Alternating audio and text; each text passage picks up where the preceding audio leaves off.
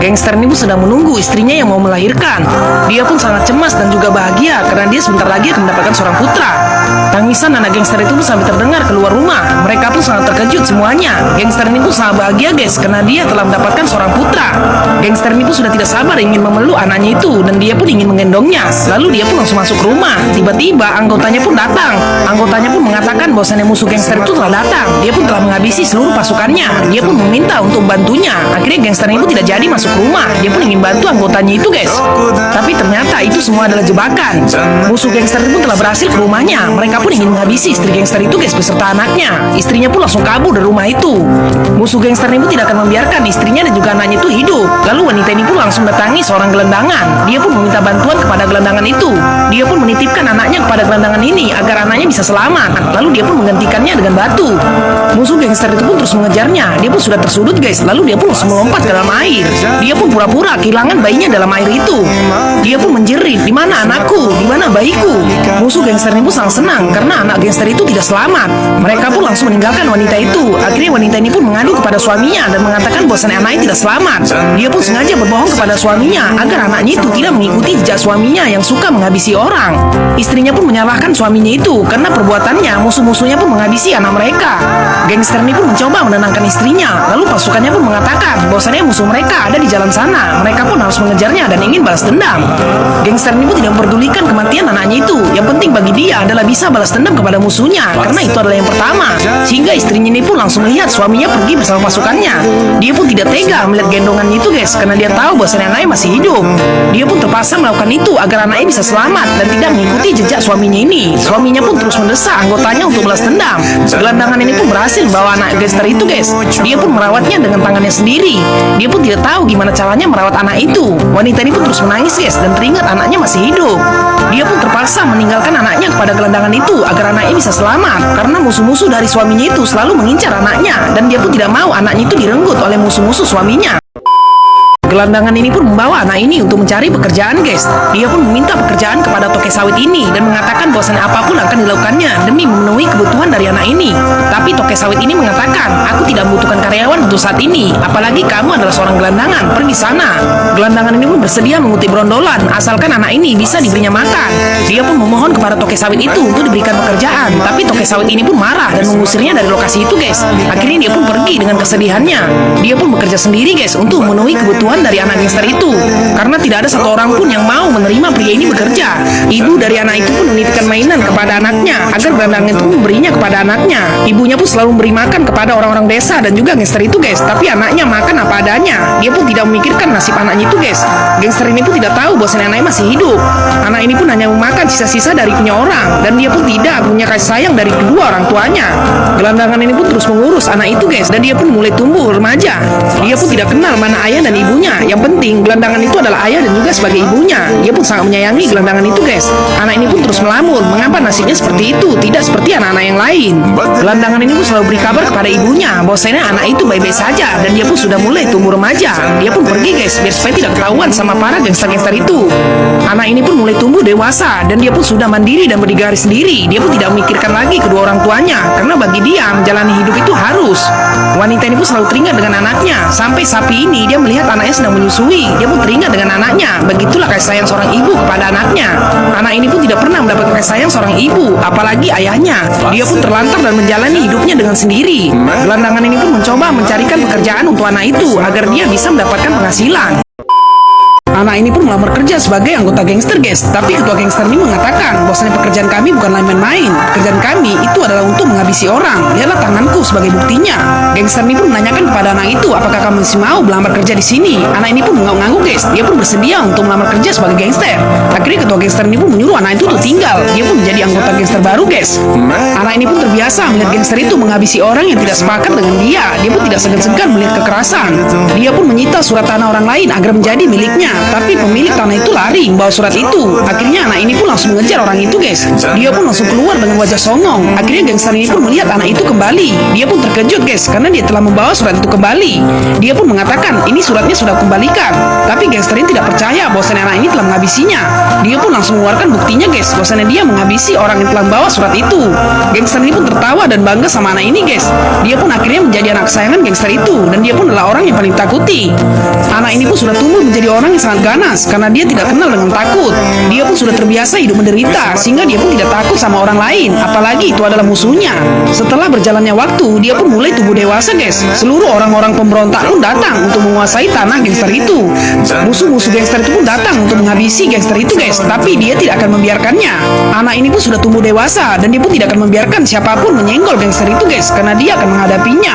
Dia pun tidak segan-segan menghancurkan siapapun yang mengganggu kehidupan mereka, sehingga pembunuh bayaran ini pun merasa bahwa pria itu adalah pria lugu. Pembunuh bayaran ini pun langsung menyuruh anggotanya untuk menghabisi pria itu, guys. Dia pun keluar dari kabut asap. Dia pun menganggap bahwa pembunuh bayaran itu adalah butiran debu di matanya karena mereka bukanlah tandingnya, guys. Dia pun terus memandangi seluruh pembunuh bayaran itu. Mereka pun mencoba untuk menyerangnya, tapi dengan sekali pukulan saja seluruh pembunuh bayaran itu pun langsung terkapar. Ketua mereka pun sangat terkejut oleh kekuatan pria ini, guys. Dia pun tidak perlu menghabiskan seluruh tenaganya untuk menghabisi semua anggota pembunuh bayaran itu. Dengan santainya dia pun sambil ngudut dan segera menendang semua penjahat itu, guys. Dengan sekali dorongan saja, seluruh penjahat itu pun habis dibuat oleh gangster ini, guys. Mereka pun tidak ada yang mampu melawannya. Sampai ketua gangster ini pun terkejut melihat kekuatan pria ini, guys. Tidak ada satupun senjata yang bisa menghampirinya. Sampai dia pun menghabisi seluruh anggota penjahat itu. Mereka pun mencoba untuk menyerangnya, tapi dia lebih lihai daripada penjahat-penjahat itu, guys. Mereka pun telah salah mencari lawan. Ternyata yang dilawan mereka adalah gangster yang paling ditakuti dan tidak terkalahkan. Dia pun sudah tumbuh dewasa, guys, dan menjadi orang yang sangat beringas. Dia pun tidak segan-segan menghabisi siapapun yang mencoba untuk mengganggunya.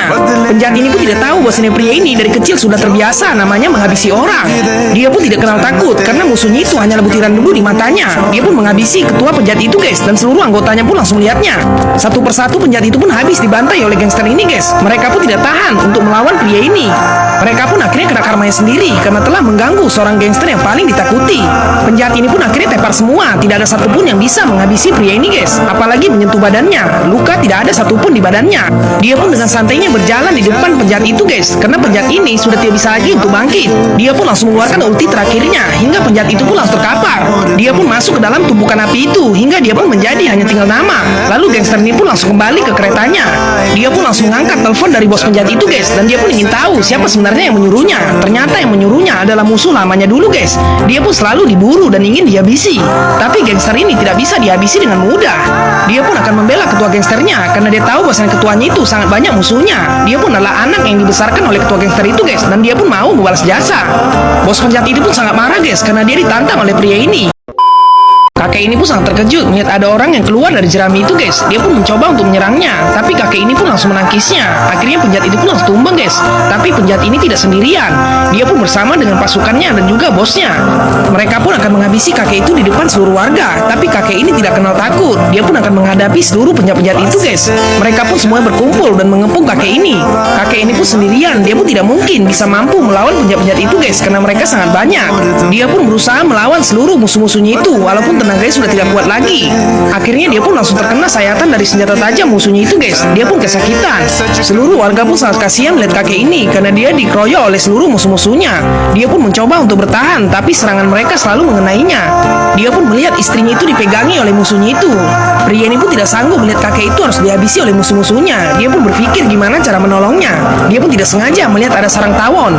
Dia pun langsung mengambil batu untuk melempar sarang tawon itu agar tawon itu berterbangan menghabisi seluruh musuh-musuh dari kakek itu, guys. Tawon itu pun langsung marah. Mereka pun menyerang siapa saja yang ada di hadapannya. Akhirnya penjahat-penjahat itu pun langsung lari kalang kabut, guys, karena yang mereka lawan bukan manusia tapi adalah tawon. Itu sangat membahayakan. Kakek ini pun hampir saja tewas dibuat oleh musuh-musuhnya itu. Tapi karena tawon itu, musuhnya pun langsung pergi. Akhirnya kakek ini pun diselamatkan oleh warga. Mereka pun langsung masukkan kakek itu ke dalam mobil. Lalu mereka pun langsung pergi dan meninggalkan tempat itu, guys. Seluruh anggota kakek itu pun langsung datang ke rumahnya. Mereka pun tidak terima jika kakek ini diserang oleh musuhnya. Dia pun terluka, guys, dan sangat lemas. Seluruh anggotanya pun ingin balas dendam, tapi mereka tidak berani melawan musuhnya itu. Dia pun mengatakan, seandainya kakek itu mempunyai anak, mungkin anaknya akan membelanya dari musuh-musuhnya, sehingga dia pun tidak bisa terluka. Seluruh warga pun berharap bahwasannya anak dari kakek ini bisa kembali lagi. Kakek ini pun sangat sedih, karena mereka tidak tahu bahwasannya dia telah kehilangan anaknya waktu anaknya masih bayi, guys. Celurit ini pun hampir saja menebas pria itu, guys. Untung saja dihalangi oleh anaknya. Tapi pria ini mengatakan, bunuh saja aku. Lalu dia pun mencoba lagi, dan dia pun tidak mau, guys.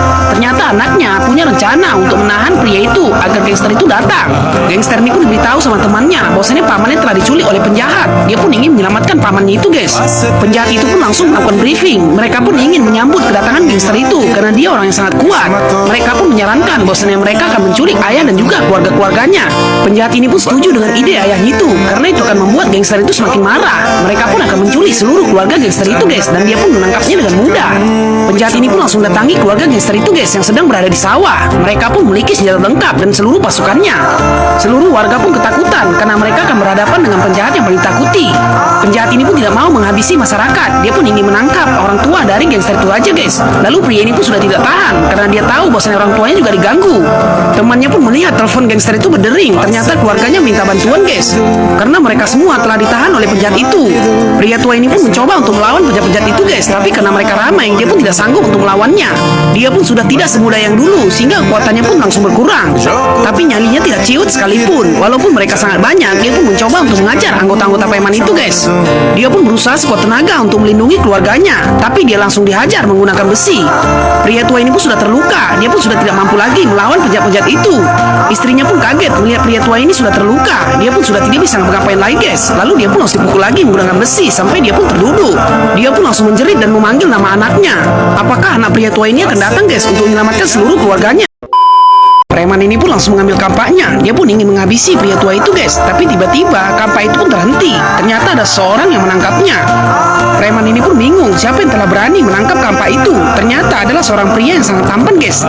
Ibunya pun langsung mengatakan, dia adalah putraku. Dia adalah yang terbaik dan tidak terkalahkan. Pria ini pun langsung mandangi ayahnya.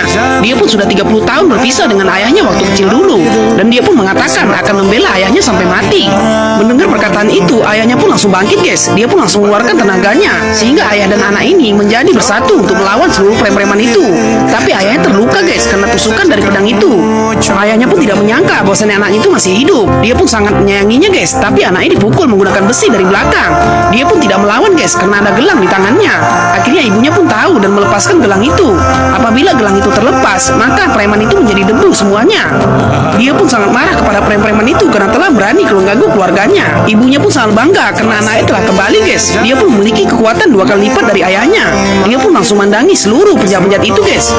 Ayahnya pun terkejut dengan kekuatan anaknya itu. Sampai palu besi ini pun ditumbuknya mendel, guys, dan dia pun tidak bisa terkalahkan. Lalu dia pun langsung mengeluarkan seluruh tenaganya. Akhirnya seluruh penjahat-penjahat itu pun langsung habis dibuatnya. Begitulah anak muda India, guys. Kalau dia sudah datang, maka semuanya tidak bisa menyentuhnya.